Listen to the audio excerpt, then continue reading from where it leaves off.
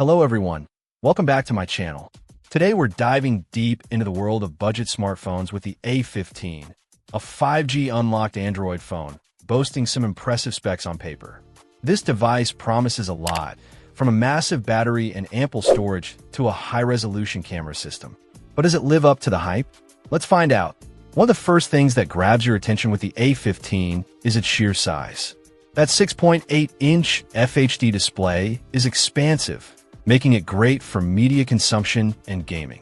They're claiming a bright and vibrant screen, and while we'll need to test that in different lighting conditions, initial impressions are positive. The phone feels substantial in hand, partly due to the large battery, which we'll discuss later. Speaking of specs, the A15 boasts 12 gigabytes of RAM and a whopping 512 gigabytes of storage.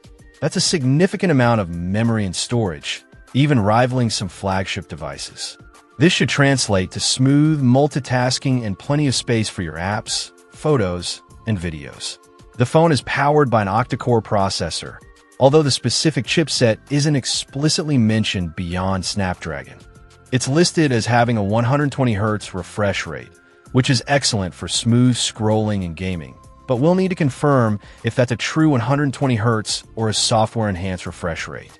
The listing mentions Android 13, but conflictingly also lists Android 5.0, which is a significant red flag and something we'll need to clarify. The camera setup is another highlight, featuring a 48MP main lens paired with a 108MP secondary lens. These numbers sound impressive, but megapixels don't tell the whole story. We'll need to thoroughly test the camera's performance in various scenarios, including low light conditions, to see how it truly performs. The listing mentions advanced image processing technology, which is a vague claim, so we'll be looking closely at the image quality and dynamic range. Now, let's talk about the battery.